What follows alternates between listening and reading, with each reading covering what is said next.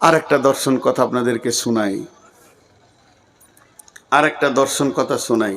তার আগে একটা ছোট্ট উদাহরণ দিব। চায়ের দোকানে একটা ছেলে খিস্তি করে গালাগালি করছে। হঠাৎ একজন বলছে যে না রে, ওটা অমুক প্রফেসরের ছেলে। তখন আর একজন বলছে হতেই পারে না। খুব কনফিডেন্সের সঙ্গে বলছে, আত্মবিশ্বাসের সঙ্গে বলছে, ওর ছেলে এত নোংরা হবে, হতেই পারে না। পরবর্তীকালে গোপনে নিবিড়ে খবর নেওয়া হলো, ওটা প্রফেসর সাহেবের ছেলে নয়, ওর শালি যেটা মারা গেছে তার ছেলে। এর কাছে মানুষ হচ্ছে, কাউকে বুঝতে দেয়নি। তো এর কনফিডেন্সটা এমন ছিল কেন? বলে ওর বিচে তো এত নোংরা মাল হবে না। এটা উদাহরণ দিলাম। ঠিক একজন দার্শনিক বলছে, বেনামাজি, চোর, লম্পট, দাগাবাজ, সুদারু, জুয়ারি, তারপরে রান্ডি, বেশ্যা, এদেরকে দেখে যদি কারো কলিজাটা না ফাটে, উফ উফ, লোকটা জাহান্নামের দিকে চলে যাচ্ছে, চোখে পানি না আসে। রোগটা দেখেন, এই লোকগুলোকে দেখে ওর কলিজা ফাটছেও না, চোখে পানি আসছেও না।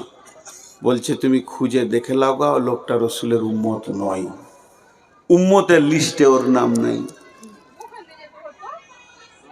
কোন দিকে যাবে? হ্যাঁ, কোন দিকে যাব? হায়া শরম লজ্জা বিক্রি করে আছে।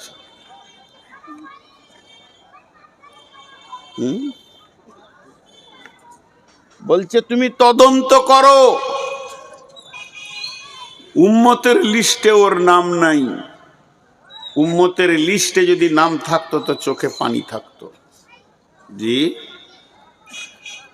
বিধর্মীর লাশ যাচ্ছে, চলে গেল লাশটা, আল্লাহ রসুলের চোখ দিয়ে পানি। ইহুদির লাশ, মুসলমানের নয়। এই এই চল ওদিকে যা, বেয়াদব। একবার বুকে এসে বসছে, লোকগুলোকে পেছনে করে দিয়েছে। কোন মাসে পড়ে গো ছেলেটা? হ্যাঁ, আসলে আমার 490 সুগার। সুগার বেশি হলে মিজাজ খিটখিটে হবে, কিছু করার নাই, এটা আমার আয়ত্তে নেই, হবেই। কেউ লড়লে ওকে দেখলে বকবো। কারণ রিংটাল যখন সাইকেল এনেছেন তখন খচর খচর শব্দ হবেই। আমি তো আপনাদের রিংটাল বক্তা। আমার 490 সুগার মানে বুঝছেন, আর মিজাজ নিজের কন্ট্রোলে থাকবে না ভাই। এটা কিছু করার নাই, এটা রোগ, মেনে নিতে হবে। তো এবার শোনেন, ইহুদির লাশ। সাহাবীরা প্রশ্ন করে দিলেন, ইয়া রাসূলুল্লাহ আপনার চোখে পানি কেন? প্রথম নম্বরে মুসলিম নয়, দ্বিতীয় নম্বরে প্রতিবেশী নয়, তৃতীয় নম্বরে আত্মীয় নয়। মুসলিম নয়, আত্মীয় নয়, প্রতিবেশী নয়, তিনটি দরদের কোনো একটা অ্যাঙ্গেল থেকে ওকে পাওয়া যাচ্ছে না। লাশটা তো চলে গেল, আপনি কাঁদলেন কেন? বিশ্বনবী বললেন, হে আমার সাহাবীরা, যদি কালেমা পড়ে নিত তো আগুন থেকে বেঁচে যেত। বিশ্বনবীর কাছে খিদমতে একটা যুবক থাকতো, ছোট ছেলে, যুবক লয়, শৈশব কৈশবের বাচ্চা। দাঁতনটা এনে দিত, জুতোটা সোজা করে দিত, উজুর পানি এনে দিত। তিনি একাই নবীকে এত ভালোবাসতেন। ওই ছেলেটা হচ্ছে ইহুদিদের ছেলে, মুসলিমের ছেলে নয়। বাইদি বাই নবীজি শুনতে পেলেন ছেলেটি দুদিন আসেনি। হয়েছে কি? বলে অসুস্থ হয়ে বাড়িতে পড়ে আছে। নবীজি বললেন চলো যায়। সাহাবারা রাদিয়াল্লাহু আজমাইনদেরকে সঙ্গে করে নিয়ে ছেলেটিকে দেখতে গেলেন। ছেলেটি বিছানায় পড়ে আছে, আপ আপ করছে, আর জীবনের মাত্র কয়েকটা সেকেন্ড গুনছে, এরপরে সে পৃথিবী থেকে বিদায় নেবে। আল্লাহর নবী বললেন, কুল ইয়া গোলাম আশহাদু আল্লা ইলাহা ইল্লাল্লাহু ওয়া আশহাদু আন্না মুহাম্মাদান আবদুহু ওয়া রাসূলুহু। হে যুবক, হে বাচ্চা, ওরে গোলাম, তুমি একবার কালেমা শাহাদাতের সাক্ষী দাও, তাহলে তুমি জাহান্নাম আগুন থেকে বেঁচে যাবে। ছেলেটা দেখছে আমি ইহুদি, আমার বাপ ইহুদি, আমার বংশ ইহুদি, আমার গোষ্ঠী ইহুদি, আমি তো নবী মোহাম্মদকে ভালোবাসি। ছেলেটার বাপ ছেলেটার পায়ের কাছে দাঁড়িয়ে আছে। এমন সময় ছেলেটি একবার রসুলের দিকে তাকাচ্ছেন, আর একবার বাপের দিকে তাকাচ্ছেন। কোন দিকে যাবো রে বাবা, তাল খুঁজে পাই না। এমন সময় ছেলেটির বাপ বলে দিল, বেটা, আবুল কাসেম যেটা বলছে ওটা তুমি করো। যখনই বলে দিল, রসুলের বেটার নাম ছিল আবুল কাসেম, ছোটতে মারা গেছে, সেই বলে আবুল কাসেম যা বলছে, কাসেমের বাপ যেটা বলছে ওটা তুমি করো।